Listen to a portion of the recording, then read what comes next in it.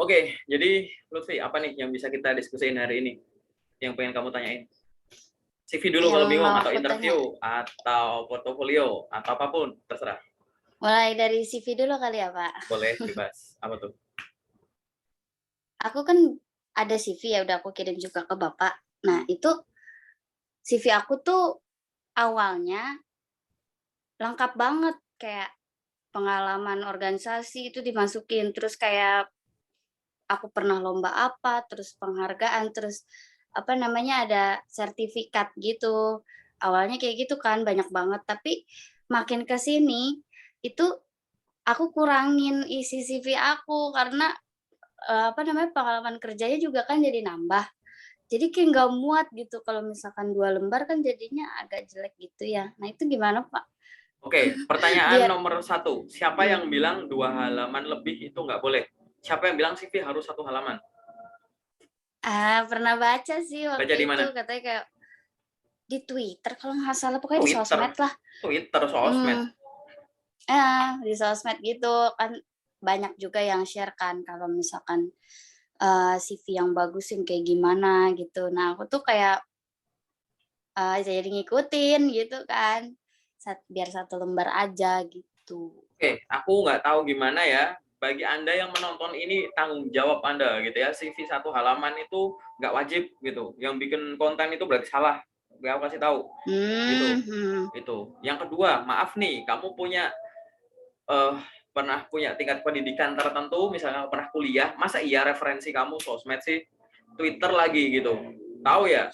Emang bisa Iya, postingan itu langsung jadi daftar pustaka kan enggak? Cari sumber yang ya valid emang lah. enggak sih.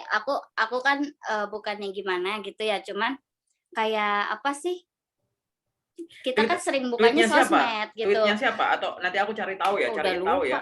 Punya siapa ya? Ya, Maksudku udah adalah lupa sih, ini Pak. tweet Aku kan ini nggak ngapalin juga. tweet ini kan pasti gini ya, di antara semua tweet gitu ya. Pasti yang nge-tweet pasti orang yang ada pengaruhnya atau lumayan ya. Kalau enggak ngapain kamu bisa langsung percaya gitu. Kalau cuma Aku enggak sih kayak baca aja, ya gimana ya, itu kan banyak yang reply juga. Terus jadi ya udahlah, kayak, oh mungkin tuh lebih efektif gitu kalau misalkan cuma selembar kan jadi HRD-nya nggak terlalu banyak baca gitu oke, kan. aku jelasin di sini ya. Nah, ya udah, mmm, CV harus 1 halaman salah. CV harus 2 halaman salah. CV harus 3 halaman salah. CV itu diusulkan boleh 1 sampai 3 halaman. Itu yang diusulkan seperti mmm, itu. Apa sih tahu? Jangan mengejar halamannya. Mengejar halaman itu kesalahan fatal. Karena yang harusnya ditulis malah sama kamu diseleksi, dipilih. mmm, Harusnya ditulis semua jadi dipilih. Takutnya nanti iya, kamu yang punya pengalaman banyak, yang sebenarnya mmm, bisa ditulis di 2 halaman, akhirnya mmm, difilter jadi 1 halaman. Nanti kamu ya entah itu di recruiter yang HR apa user gitu, orang berpengalaman tapi filter infonya akan setara dengan orang yang nggak punya pengalaman yang semua pengalamannya kalau ditulis tuh 1 halaman pas. Paham nggak? mmm, Gitu loh. Jadi jangan CV itu harus 1 halaman itu enggak gitu. Kecuali resume mau kamu tonjolin itu 1 halaman betul. CV itu 1 sampai 3 halaman boleh gitu. Jadi please ya gitu. Nanti aku cariin tahu ya kalau mmm, kamu keinget screenshot aja di mana pun sosmednya atau nanti teman-teman yang nonton ini di YouTube ya. Begitu mhm, melihat gitu, ada yang bilang bahwa CV harus 1 halaman. Silahkan sosmednya kasih ke aku, boleh lewat manapun gitu. Nanti aku pengen diskusi dengan beliau gitu bahwa itu salah gitu. Silahkan nanti cek ke teman-teman HR, nggak ada yang bilang CV harus 1 halaman. Aku balikin lagi ke kamu, nanti orang berpengalaman yang infonya nggak banyak masuk akan kelihatan setara dengan orang yang tidak banyak pengalaman, yang memang kalau semua pengalaman yang dia punya dimasukin ya 1 halaman cukup gitu loh. Ini kamu jadi 11-12 sama dia gitu, mmm, akhirnya kamu mhm, nggak menarik gitu. Kamu nggak masukin pengalaman organisasi, kita nggak bakal baca CV kayak, oh, kalau lihat dari mukanya nih anaknya kayaknya humble deh, kayaknya mukanya gini deh. Dia nggak ada pengalaman organisasi tapi kayaknya ada deh gitu, cuma nggak dimasukin. Kita nggak bakal nebak-nebak gitu. Begitu kita ngelihat, oh ini mmm, anak nggak ada pengalaman organisasi, dia nggak suka organisasi gitu. Oh dia nggak masukin magang, misalnya ada magang nggak dimasukin gitu kan. Wah dia nggak pernah magang. Kita nggak bakalan nebak-nebak gitu. mmm, Gitu, sehingga salah iya ya iya kayak iya, begitu ya gitu. Jadi satu hal yang mhm, halaman itu bukan untuk dikejar, tapi itu untuk dibatasi. Itu sebagai pembatas. ya, bahwa satu halaman itu masih masih wajar gitu. Coba dibayangin ada nggak kemampuan lain yang belum dimasukkan, ada nggak yang belum dijabarkan gitu. Silahkan dimasukkan selama tidak melebihi pagar tersebut. Memang 3 halaman ke atas itu tidak disarankan karena tidak akan excited lagi dibacanya atau biasanya akan ada ketidakefektifan bahasa pada penulisannya gitu. Tapi kalau mengejar halaman itu salah fatal. Memfilter informasi penting salah fatal. Apalagi tadi yang kamu sebut adalah informasi dasar yang harus ada di CV. Oh, CV itu iya. minimal harus ada informasi dasar, apalagi seorang fresh graduate gitu ya. Karena CV lulusan baru atau pengalaman kurang dari 2 tahun gitu ya, dia itu akan membandingkan antara prestasi akademis dan non akademis dia masih bisa ditonjolkan. Hmm. Jadi harus ada ya minimal itu ya informasi pribadi, ringkasan CV, pengalaman kerja dan magang, organisasi kepanitiaan, training dan sertifikasi, pengalaman pendidikan dan skills. Itu 7 hal yang harus ada Oh, di CV. Dan tadi yang kamu sebut oke, adalah oke. salah satu dari 7 itu. Sehingga itu fatal kalau tidak dimasukkan. Kita nggak bakal nebak-nebak kalau kamu kayak, oh ini mukanya kayaknya friendly banget, pasti ada organisasi, cuma dia lagi hilaf aja nggak dimasukin. Misalkan gitu. Kita nggak bakalan gitu. Sehingga silahkan dituliskan itu. Tuh kan. Jadi silahkan ditulis gitu. Oh Nanti gitu. daripada di screening kamu akhirnya entah ini mau pakai desain atau ETS friendly sama aja, kamu nggak akan kefilter gitu informasi itu gitu kan. Apalagi di situ ada yang penting gitu. Karena kamu ngerasa bahwa aku harus ngejar halaman. Itu yang pertama. Yang kedua adalah cari Iya. sumber yang valid. Bahasa aku tuh sering kali aku gini, hanya karena kamu selesai membaca satu artikel jangan dianggap kamu sebagai seorang ahli. Apalagi satu konten. Konten itu sesuatu yang terbatas. Gitu ya. Ada framingnya dalam kondisi tertentu. Misalnya ada konten YouTube misalkan, atau nggak YouTube deh, artikel deh. 7 pertanyaan yang ditanyakan oleh HRD saat interview gitu misalkan, ya kan? 5 pertanyaan jebakan gitu. Kamu pikir cuma 5 itu pertanyaan? Jenis pertanyaan tuh ada banyak misalkan, gitu kan? Gitu. Biasanya kayak gitu kan. 7 hal yang harus diperhatikan pada CV-mu. Aku yakin bisa lebih dari itu. Sehingga dengan membaca satu konten, banyak yang interaksi. Itu nggak ada jaminan. Interaksi itu ya cuma dalam kondisi itu. Anda sedang membahas itu. Kayak gitu. Ya kan? Gitu. Interaksi di satu konten itu ya memang dalam skop itu kamu, tapi harus tahu secara garis besarnya gimana gitu. Nah, intinya semacam itu. Jadi sebagai seorang akademisi gitu, harusnya kita lebih kritis ke arah sana ya. Ini sumbernya dari mana? Validnya dari mana gitu. Atau misal memang dari konten, oke lah. Nggak masalah dari Twitter atau dari manapun. Bandingin dengan konten yang lain gitu. Nanti kan pasti kamu akan ngerasa bahwa ini jangan kayak dari satu sumber, oke aku iyain. Satu sumber aku iyain. Begitupun kalau kamu nonton kontenku, gitu kan. Ada yang salah, ada yang kurang sesuai, silakan. Gitu. Itu karena harus ngelihat dari sana, gitu ya. Udah 2 itu sih jawabanku sih. Jadi silahkan ditambahin yang tadi belum kamu sebut. Tapi nanti sih detailnya gimana di sesi detail aku jelasin. Tapi intinya adalah mengejar halaman di CV itu kesalahan fatal. Oke. Oke. Oke, Ada oke. lagi nggak pertanyaan yang lain? Kalau CV sih udah ya itu aja. Boleh. Terus apalagi yang Heeh. lain? Kamu fresh grade bukan sih Kalau ya? bukan, aku udah ada Berapa? pengalaman kerja makanya. Berapa tahun Kenapa? total? Total pengalaman kerja Aku berapa? lulus tahun 2020 sih, terus aku langsung kerja. Katakanlah oke lah, hampir 2 tahunan lah ya. Oke. Terus Mhm. apalagi pertanyaannya? Hmm. Terus ini portofolio sih ya. Jadi aku sebenarnya kurang paham isi portofolio itu sebenarnya apa aja gitu. Oke, aku jelasin aja ya. Portofolio itu adalah kumpulan karya kamu pada tingkat kehidupan profesional kamu. Karya, ingat ya, karya. Hmm. Sebenarnya portofolio itu boleh karya pribadi, boleh karya tim atau kelompok, boleh karya perusahaan. Tapi karena portofolio ini adalah portofolio individu, karena kan dilampirkan dengan CV individu gitu ya. Hmm. Silahkan mungkin kamu boleh menonjolkan lebih banyak portofolio yang sifatnya adalah karya kamu, mungkin sedikit boleh karya sama tim kamu gitu.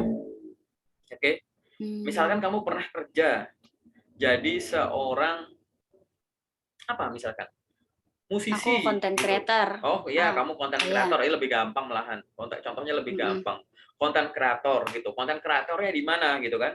Nah, di CV kamu akan menjelaskan, aku sebagai konten kreator itu tugasku begini begini begini membuat gini gini. Tapi di portofolio kamu tunjukkan konten hasil konten yang kamu bikin.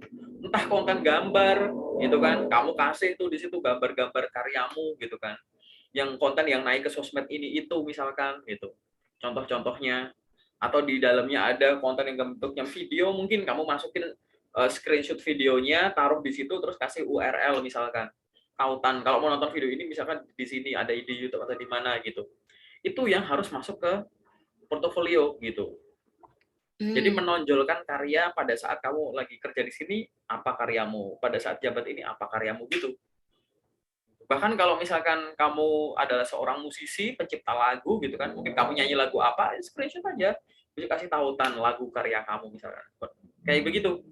Jadi portofolio itu intinya adalah karya-karya kamu, kumpulan karya gitu. Gitu. Nah, buat aku kan kamu udah ada yang dikirimin ke aku gitu ya. Gitu. Iya. Nah, gitu. Itu ya it's okay gitu. Itu udah oke sih gitu. Cuma nanti dilihat lagi. Maksudnya dilihat lagi itu kayak gini. Pada saat ada portofolio, itu kan portofolio kan panjang gitu ya. Jadi ibaratnya boleh pada saat ngelamar kerja itu portofolio langsung dilampirin boleh gitu ya. Apalagi yang kamu kirim lewat email. Tapi diperhatikan karena dengan adanya kan bisa ada lamaran, CV, jasa transkrip, mungkin sertifikat, terus portofolio, atau misalkan lamaran, CV, portofolio gitu ya. Jadi kan halamannya panjang, portofolio kan macam-macam. Pasti kan kalau ngirim lewat email atau lewat sesuatu yang bisa diupload, pasti ada batas ukuran ya, size dari filenya kan, gitu kan. Karena ibaratnya satu PDF, jadi terdiri dari banyak halaman. Pastikan kita akan mengkompres gitu, dicek ulang. Kira-kira kalau itu dikompres gitu kan, dilihat lagi masih kebaca nggak tulisannya, masih kelihat nggak gambarnya gitu. Gitu sih portofolio itu ibaratnya seperti itu. Atau misalkan tidak ikut dilampirkan nggak apa-apa. Portofolio kamu taruh di Google Drive. Google Drive-nya bisa diakses sama siapapun misalkan. Nah, nanti link tautannya gitu ya. Google Drive kamu masukin ke CV gitu. Jadi ibaratnya kalau Anda butuh informasi tentang saya nih ada link boleh, bisa QR code gitu boleh, itu nanti langsung ke portofolio gitu. Begitupun link URL LinkedIn gitu ya, bisa langsung ke portofolio kayak gitu. Oke, oke. Terus gimana ya? Aku kan kemarin ada portofolio aku tuh, aku kasih Bapak juga kan. Ah, itu sebenarnya nggak semua karya aku masukin, itu cuma satu project doang. Sebenarnya tuh aku punya, apa namanya, konten-konten lainnya, cuma aku kasih di situ cuma yang project besar doang. Sebenarnya konten Itu tuh sebenarnya kalau saranku sih gini ya, masukkan jangan hanya satu project. Jadi kamu di portofolio itu ada misalkan list satu halaman tuh project apa yang pernah kamu handle gitu kan. Nah, habis itu halaman-halaman selanjutnya adalah project-project yang dengan desain-desain yang beda. Ini satu halaman untuk poster, satu halaman untuk konten IG, satu halaman untuk konten TikTok, satu halaman untuk konten video, satu halaman untuk konten copywriting gitu-gitu. Jadi per halaman tuh jenis-jenisnya beda-beda gitu. beda ya? Gitu. Kalau satu portofolio isinya satu project, itu artinya jadi laporan project, bukan portofolio. Portofolio itu tunjukin bahwa aku tuh bisa bikin konten yang seperti ini gitu. Kalau misal konten kreator akhirnya jadi salah satu unsur-unsur digital marketing kan gitu, silahkan tunjukin itu. Satu halaman untuk influencer, atau key opinion leader, satu halaman nanti untuk konten-konten yang diposting secara organik, misalkan satu halaman mungkin kalau kamu ngendalin ads gitu. Satu halaman kalau ada copywriting apa, satu halaman untuk foto-foto, video-video misalkan gitu. Gitu. Intinya seperti itu. Itu kumpulan karya gitu. Saya pernah bikin artikel, saya pernah bikin gambar, saya pernah bikin video gitu kan. Mungkin saya ada pernah perform apa gitu kan. Gambar tuh saya ada yang gambar story contohnya kayak gini, reels bukan sih, misalnya kayak story kayak gini, terus feed biasa kayak gini, yang carousel kayak begini gitu, dan lain-lain gitu. Yang poster kayak gini gitu. Gitu. Misalkan kamu pernah desain ini, saya pernah bikin desain banner kayak gini, poster kayak gini gitu kan. Gitu-gitu intinya. Jadiin satu gitu. Jadi per halaman tuh per tema aja gitu misalkan. Akhirnya kamu jadi bisa bikin ini itu gitu. Gitu. Berarti direvisi ya. CV-mu ditambahin, portofoliomu direvisi. Intinya gitu, secara general tuh gitu. Nanti di spesifik aku jelasin lagi. Oke. Di situ aja, Pak. Udah, cukup itu aja. Oke, berarti sekarang kita masuk ke yang spesifik ya. Oke. Oke.